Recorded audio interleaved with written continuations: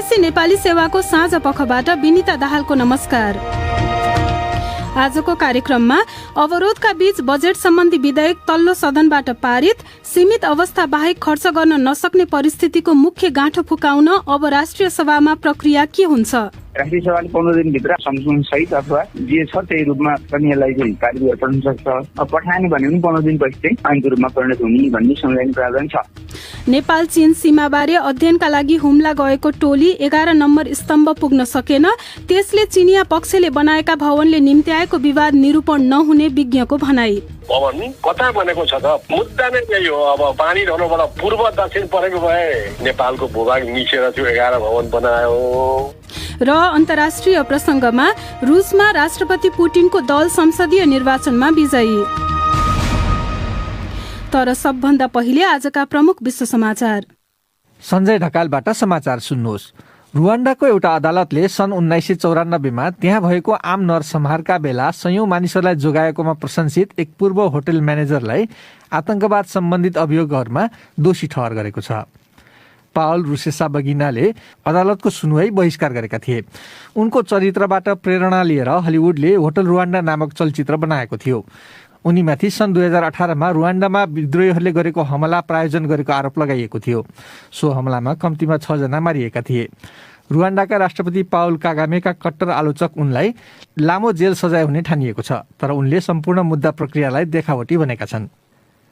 रुसको एक विश्वविद्यालयमा बन्दुकधारीले जथाभावी गोली प्रहार गर्दा 6 जनाको ज्यान गएको छ। युराल्स क्षेत्रको पर्म विश्वविद्यालयमा भएको घटनामा 24 जना घाइते भएका छन्। विद्यार्थी एवं शिक्षकहरूले विश्वविद्यालयभित्रै लुकेर सुरक्षित हुने प्रयास गरेका थिए। अन्य केही झ्यालबाट हाम फालेका थिए। प्रहरीका अनुसार उनीहरूले आक्रमणकारीलाई घाइते बनाइदिएका छन्। ती आक्रमणकारी पनि विद्यार्थी नै भएको बताइएको छ। मस्को स्थित बीबीसी संवाददाता स्टिभ रोजेनबर्ग भन्छन्, ती व्यक्तिले सामाजिक सञ्जालमा लामो सन्देश राख्दै आफूमा घृणा भरिएको र अरूलाई हानि गर्न खोजेको उल्लेख गरेका थिए। उनले कसरी हतियार लिएको र त्यसका लागि कस्ता स्वास्थ्य परीक्षण गराएको भन्ने पनि उल्लेख गरेका छन्। अहिले त्यो सन्देश इन्टरनेटबाट हटाइएको छ। संवाददाता स्टिभ रोजेनबर्गको भनाई। रुसको आम निर्वाचनमा लगभग सबै मतपत्र गनिसक्दा सत्ताधारी युनाइटेड रसिया दलले झण्डै आधी भोट प्राप्त गरेको छ भने 20% भोटसहित वामपन्थीहरू दोस्रो स्थानमा छन्। प्राप्त मतको परिमाण अनुसार उक्त दलले डुमाको 2/3 सिट जित्ने देखिन्छ। जेल परेका विपक्षी नेता अलेक्सी नभाल्नीका समर्थकहरूले निर्वाचनमा व्यापक स्तरमा धाँधली भएको अनि अधिकांश विपक्षी उम्मेद्वारहरूलाई लड्न नदिएको बताएका छन्। क्रेमलिनले भने सप्ताहन्तमा भएका निर्वाचन निष्पक्ष तथा प्रतिस्पर्धापूर्ण भएको भन्दै अनियमितताका आरोपहरूलाई खारेज गरिदिएको छ। विश्व स्वास्थ्य संगठन WHO का प्रमुख टेड्रस एडहानम घेब्रेयसस अफगानिस्तान भ्रमणका क्रममा काबुल पुगेका छन्। उनले त्यहाँ अस्पताल तथा स्वास्थ्य उपचार केन्द्रहरूको आवश्यकता बारे तालिबानी अधिकारीहरूसँग कुराकानी गर्ने ठानिएको छ। विश्व ब्याङ्कले अफगानिस्तानको स्वास्थ्य क्षेत्रमा आर्थिक सहयोग रोक्का गरेको 4 सातापछि उनी त्यहाँ पुगेका हुन्। संवाददाता जिल मकगिबरिङ भन्छन्, तालिबानको शासनमा हुने विकास तथा खास गरी महिलाप्रतिको व्यवहारबारे चिन्ता जनाउँदै ब्याङ्कले सहयोग रोक्का गरेको थियो। पछिल्ला साताहरूमा हजारौं डाक्टर तथा नर्सहरूले तलब पाएका छैनन्। त्यहाँका अस्पतालमा आधारभूत आपूर्ति पनि रीति नआटेको बताइएको छ। संवाददाता जिल मकगिबरिङको भनाई। एक स्वास्थ्य परोपकारी संस्था MSFले त्यहाँ स्वास्थ्य सहयोग फुक्का गर्नुपर्ने नत्र स्वास्थ्य सेवा प्रणाली धराशायी हुने चेतावनी दिएको छ। अफगानिस्तानमा पहिले नै कोरोना भाइरस महामारीका कारण समस्या छँदै थियो। त्यसमाथि हालै त्यहाँ भएका भीषण सङ्घर्षहरूका कारण अस्पतालहरूमा चाप बढेको छ। चिनिया घर जग्गा बजारमा कर्जालाई लिएर छाएको चिन्ताका माझ अमेरिकाको न्युयोर्क स्टक एक्सचेन्जको मूल्य आज बजार खुल्नासाथ निकै झरेको छ। त्यसमाथि अमेरिकी मौद्रिक नीतिमा हुन सक्ने फेरबदललाई लिएर पनि लगानीकर्ताहरूमा बेचैनी पाइएको छ। यसअघि विशाल चिनिया घर जग्गा कम्पनी एभरग्रान्डेको शेयर मूल्य हङकङ स्टक बजारमा निकै झरेको थियो। त्यसका कारण अन्य चिनिया घर जग्गा कम्पनीको शेयर मूल्य पनि घटेको थियो। एभरग्रान्डेको काँधमा $300 अर्ब भन्दा धेरै ऋण रहेको छ र उसले त्यो सबै तिर्न नसक्ने सम्भावना औल्याएको छ। र अमेरिकी औषधि कम्पनी फाइजर तथा उसको जर्मन साझेदार बायोएनटेकले उनीहरूको कोभिड-19 विरुद्धको खोप 5 देखि 11 वर्ष उमेरका केटाकेटीहरूका निम्ति पनि सुरक्षित भएको बताएका छन्। ती कम्पनीका अनुसार उनीहरूले गरेको परीक्षणमा उक्त उमेरका केटाकेटीहरूमा पनि 15 देखि 25 वर्ष उमेरकाहरूमा देखिएको जस्तै बलियो प्रतिरोधी क्षमता देखिएको थियो। उनीहरूले अब अमेरिका तथा युरोपमा यस सम्बन्धी अनुमतिका निम्ति छिट्टै पहल गर्ने जनाएका छन्। तपाईँ बीबीसी नेपाली सेवा सुनिरहनु भएको छ।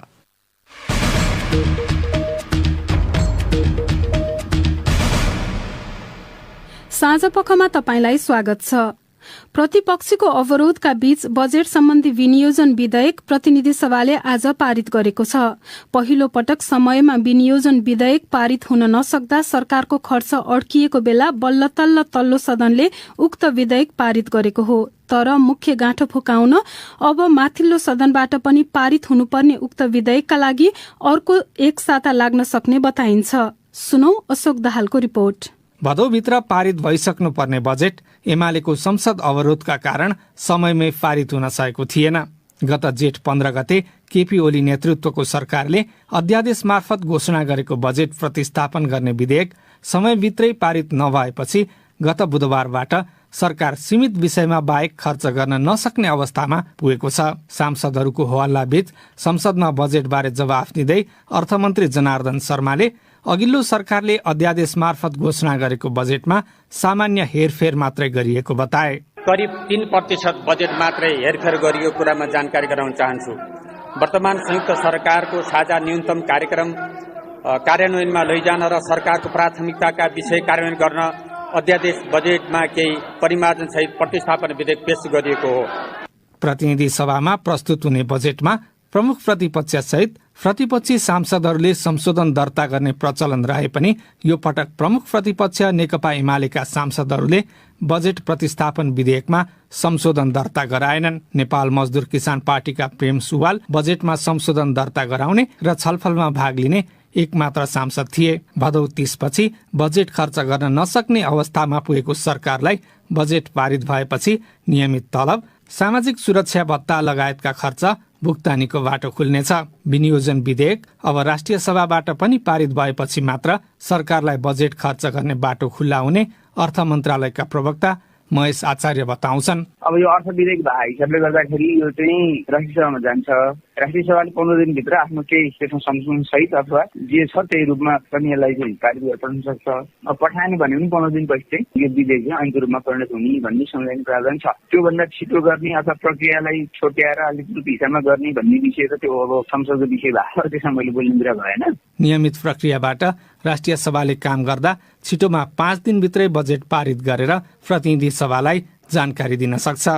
भोलि बोलाइएको राष्ट्रिय सभा बैठकमा प्रतिनिधि सभाबाट पारित भएको बजेट प्रस्तुत गर्ने तयारी छ। राष्ट्रिय सभाले बजेटमा संशोधन दर्ताका लागि सांसदहरूलाई बढीमा 3 दिनको समय दिन सक्छ। माथिल्लो सभाले छिट्टै बजेट पारित गर्न चाहेमा संशोधन दर्ता गर्ने 72 घण्टाको नियमित समय सीमा कटौती गरेर केही घण्टा मात्रै दिन पनि सक्ने सुविधा छ। सत्तापक्षको बहुमत भएका कारण माथिल्लो सदनबाट बजेट अस्वीकृत हुने सम्भावना ज्यादै न्यून रहेको सरकारको दाबी छ। अशोक दाहाल, BBC, काठमाडौँ। संसदपछि सीमा विवादबारे एक प्रसंग।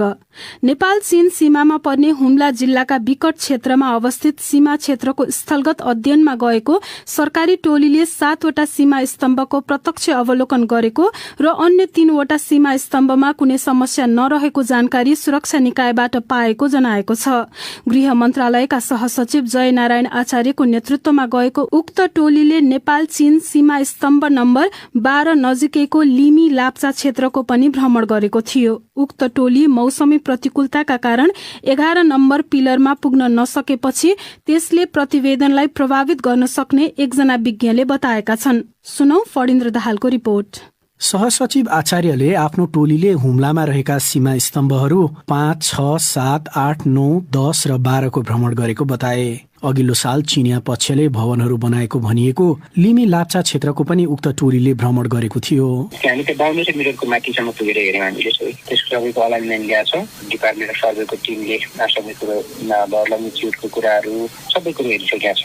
5200 मिटर भन्दा माथि अवस्थित 11 नम्बर सीमा स्तम्भ भएको ठाउँमा उक्त टोली भौतिक रूपमा पुग्न सकेन। मौसमी प्रतिकूलताका कारण त्यो सम्भव नभएको उल्लेख गर्दै सहसचिव आचार्यले भने, बस्ती नभएको ठाउँमा खासै कसैको पहुँचमा पनि छैन। जस्ताको तस्तै छ। त्यहाँ स्थानीय समुदायले पनि त्यही भनेका छन्। नेपाल प्रहरी एपिएफको संयुक्त टिम पनि भर्खर गएर आयो 3 महिना अगाडि। हामी त्यही राख्छौँ। हुम्लामा रहेका कुल 10 वटा सीमा स्तम्भ मध्ये 3 नम्बर स्तम्भ बझाङ जिल्लाको सिमाना नजिकै पर्छ भने 4 हिल्साको माथिल्लो भेगमा पर्छ। संयोजक आचार्यका अनुसार नेपाल प्रहरी र सशस्त्र प्रहरी बलको टोली केही साता पहिले मात्रै दुवै स्तम्भ भएका ठाउँमा पुगेको थियो र उनीहरूले सबै कुरा सही अवस्थामा रहेको विवरण दिएका छन्। तर कतिपय विज्ञहरू सबै सीमा स्तम्भहरू अनुगमन नगरिदा पूर्ण प्रतिवेदन बन्न नसक्ने बताउँछन्। त्यसमध्येका एक नापी विभागका पूर्व महानिर्देशक बुद्धिनारायण श्रेष्ठ पनि हुन्।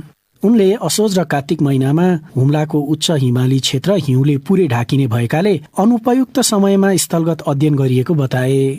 11 नम्बरको पिलरको स्थलगत अवलोकन बिना चिनिया पक्षले निर्माण गरेका भवनहरूका कारण उब्जिएको विवादको निरूपण कठिन हुने भन्दै उनी भन्छन्, त्यो 11 भवन कता बनेको छ त? पानी रहनबाट पश्चिम उत्तर कि पानी रहनबाट दक्षिण पूर्व? मुद्दा नै यही हो। अब पूर्व दक्षिण परेको भए नेपालको भूभाग मिसेर त्यो 11 भवन बनायो। पश्चिम उत्तर बनेको छ भने 16 आना चीनको भूमिमा बनेको ठहर छ।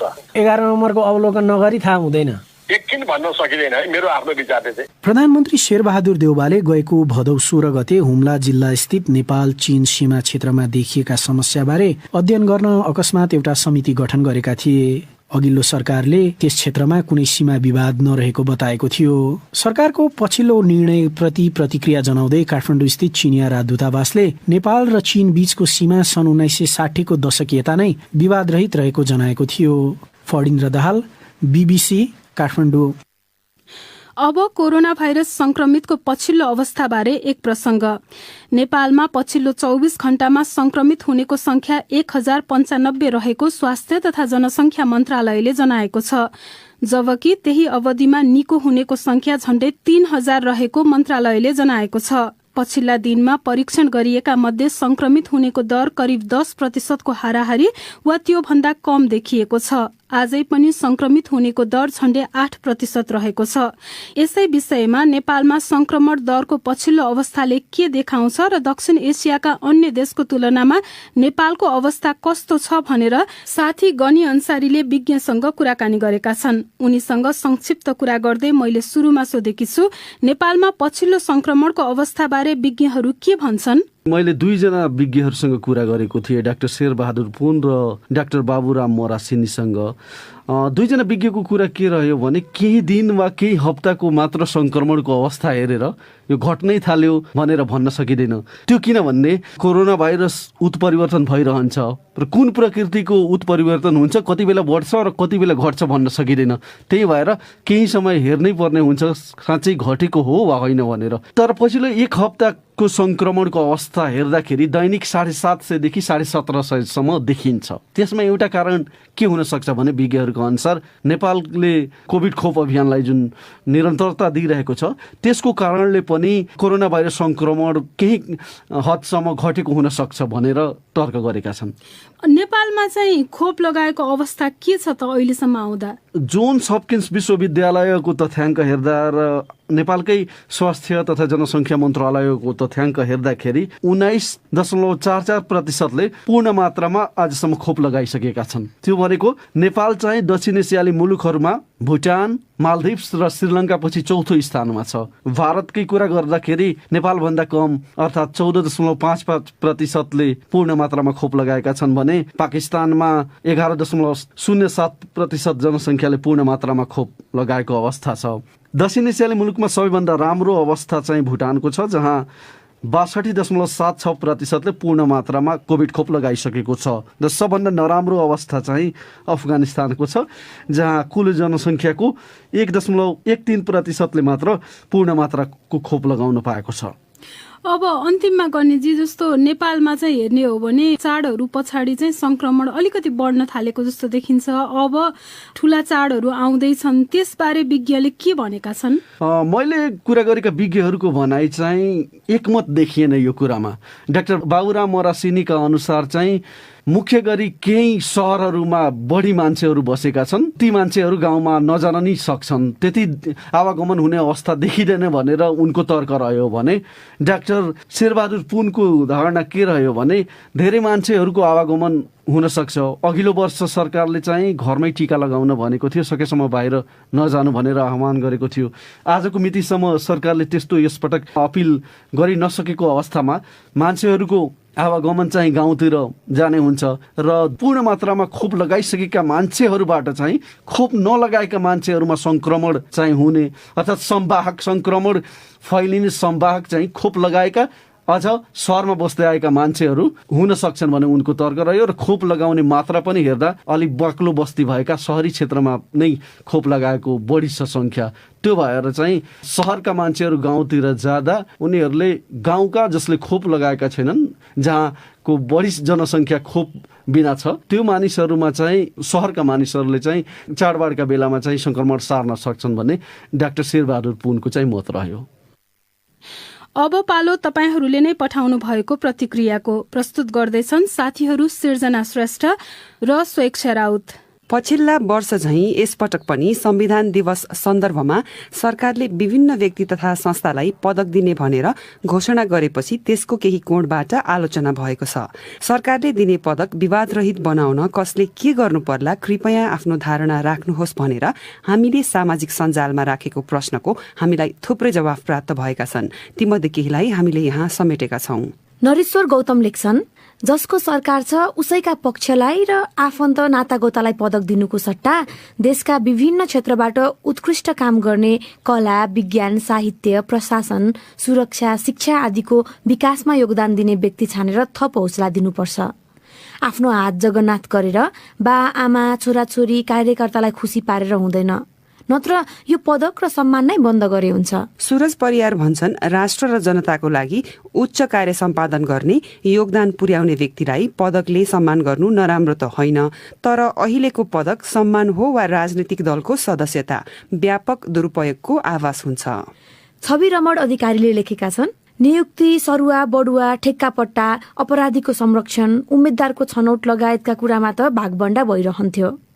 देशले दिने पदक तथा विभूषण वितरणमा समेत भागभण्डा हुनु भनेको व्यवस्थाकै खिल्ली उडाउनु हो। अब उपरान्त एउटा स्वतन्त्र छनौट समिति बनाएर त्यसले कामका आधारमा छनौट गरेका व्यक्तिलाई मात्र पदक दिने व्यवस्था गर्नुपर्छ, अनि मात्र विवाद रहित होला। निराजन पोखरेलको टिप्पणी छ, सबै ठाउँमा राजनीति हुँदा वास्तवमा सम्मान पदक दिन पर्ने मान्छेहरू चाहिँ ओझेलमा परे। जो सरकारमा छ आफ्नै मान्छे छान्दै सम्मान गर्दै पदकको अपमान गर्छन्। बरु सबै राजनीतिक दल र विभिन्न उच्च तहका मानिसको एउटा टोली गठन गरी मापदण्ड बनाएर निर्णय गर्दा ठिक होला। रञ्जित खड्का भन्छन्, यदि देश र समाजको लागि गरेको योगदानको आधारमा नै पदक दिइएको हो भने प्रत्येक वर्ष विभिन्न क्षेत्रका व्यक्तिलाई दिइएको पदकको संख्याले मुलुक रामराज्य बनिसक्नु पर्ने हो। असल कर्मको मापन गरेर पदक पाएको हुन्थ्यो भने सबै क्षेत्रमा व्यथितिको चाङ लाग्ने थिएन होला।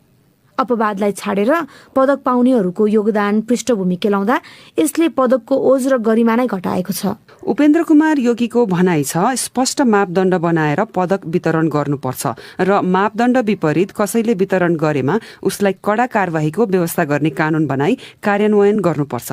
नत्र त यो चलन निरन्तर चलिरहन्छ र पदक पाउनेहरूले के योगदान गरे होइन कि कुन अपराधको सजाय पाए भन्ने दृष्टिकोण अगाडि आउन समय नलाग्ला। सुजन पण्डित भन्छन्, राष्ट्रको मान सम्मानमा नै ठेस पुग्ने ढंगले शून्य योगदान गरेकालाई विभूषित गर्नु लज्जाको विषय हो। धेरैलाई वितरण गर्नु सम्मान पक्कै होइन। गुणात्मक ढंगले सही व्यक्तिको पहिचान गरी वितरण गर्नुपर्नेमा राम्रालाई नभई हाम्रालाई गरिएको देख्दा उदेक लागेर आयो। निश्चित मापदण्ड बनाइनुपर्छ।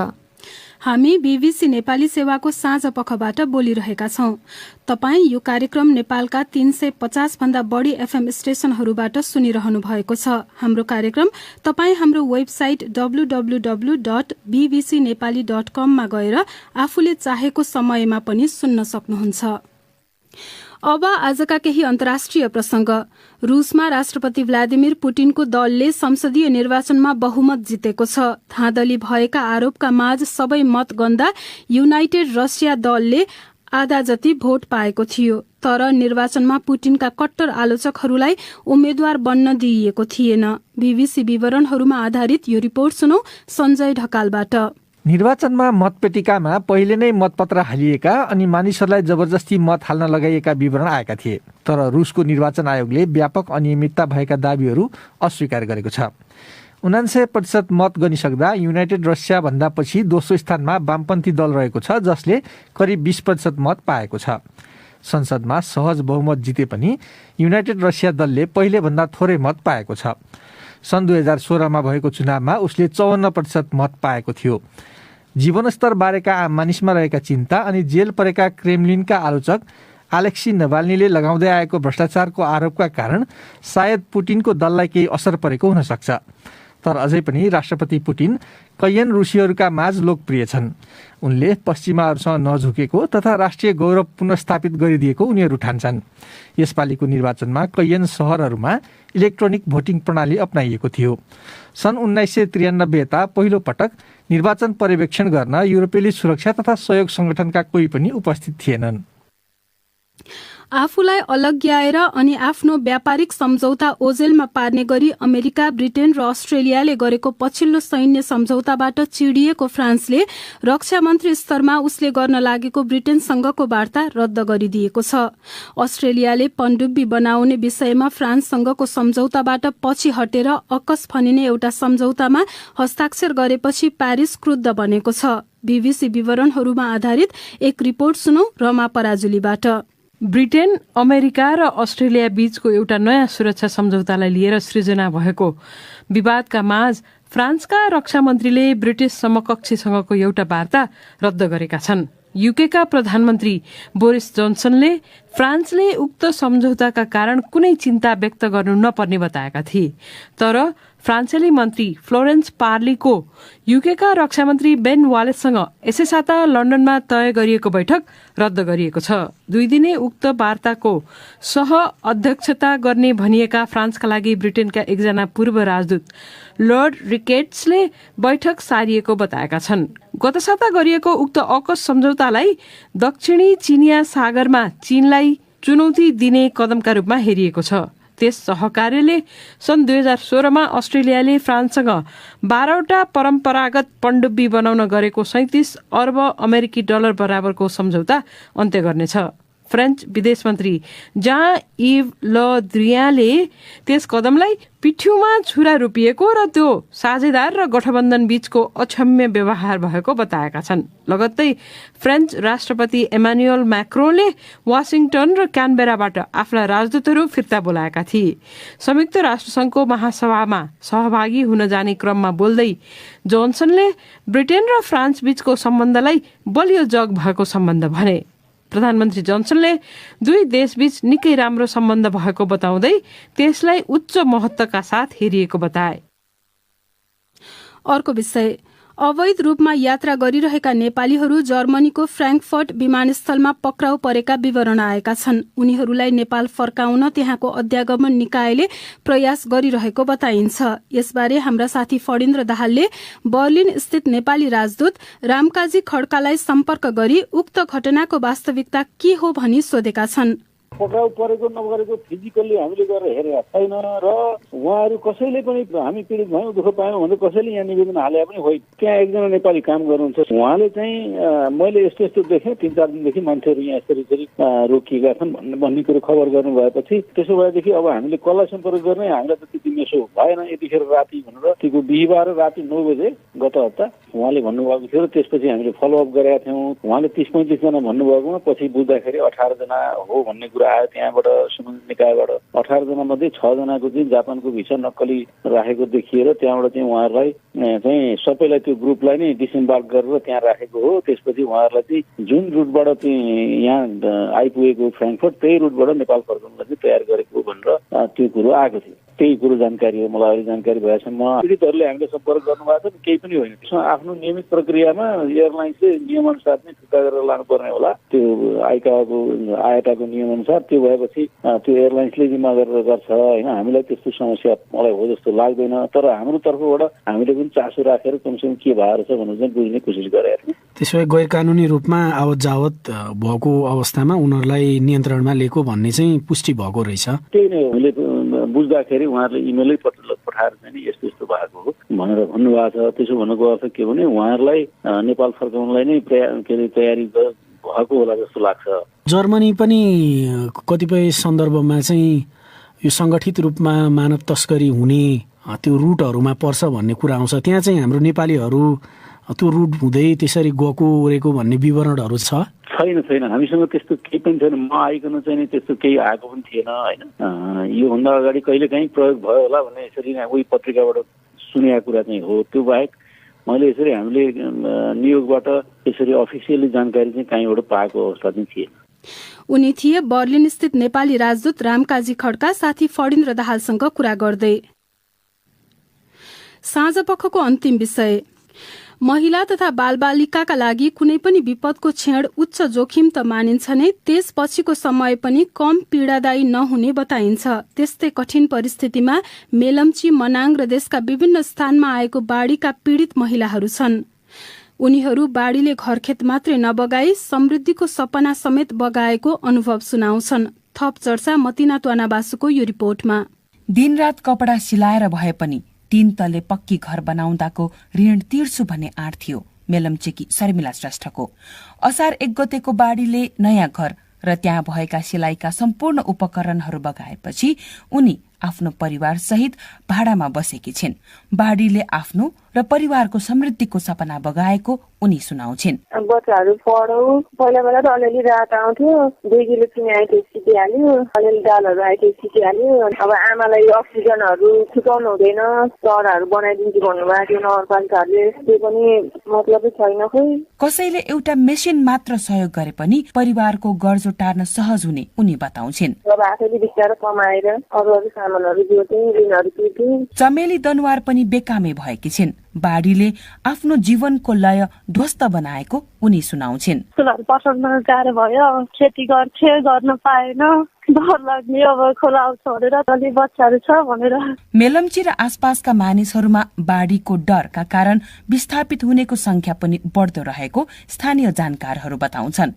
थातथलो नछाडेका शर्मिला र चमेली जस्ता कयौं महिलाहरू भने त्रासदीपूर्ण वातावरणमा पुरिएको घरखेत र सपना भेट्टाउन संघर्ष गरिरहेको भन्छन् त्यहाँकी एकजना शिक्षिका तथा समाजसेवी भवानी श्रेष्ठ। डर सँगसँगै बाँच्नुपर्छ भन्ने हिसाबले आफू सँगसँगै बच्चालाई पनि बचाउने अथवा घर परिवारलाई जोगाउने भन्ने कुरामा त अब धेरै कुराहरू उहाँहरू चाहिँ संघर्षमा गरिरहनु भएको छ। मेलम्ची मात्र होइन, यो वर्ष मनाङमा पनि धनजनको ठूलो क्षति हुने गरी भीषण बाढ़ी आयो। बाध्यात्मक विस्थापनको अवस्था त्यहाँ पनि देखियो।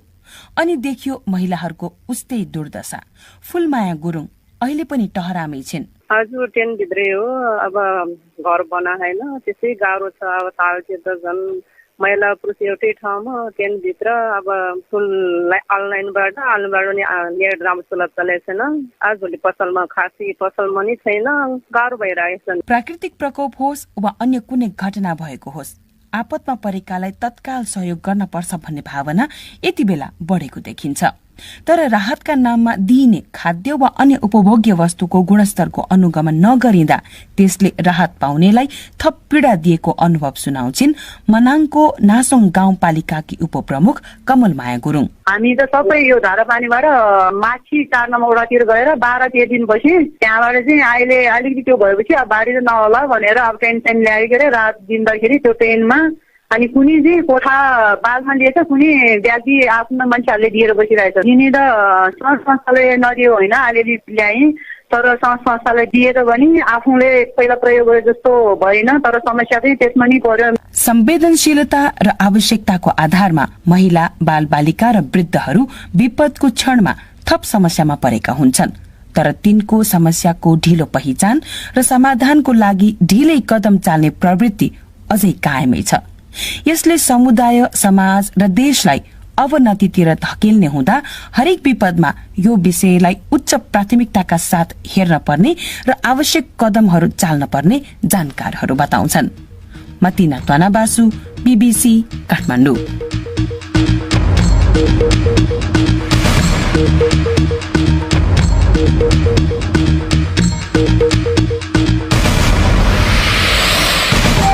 हवस् त, यसका साथै BBC नेपाली सेवाको साँझ पख यही सकिन्छ। अब हामी भोलि बिहान 7:15 बजे बिहानी पख लिएर फेरि आउनेछौँ। त्यति बेलासम्मका लागि हामी सबैलाई बिदा दिनुहोस्। नमस्कार।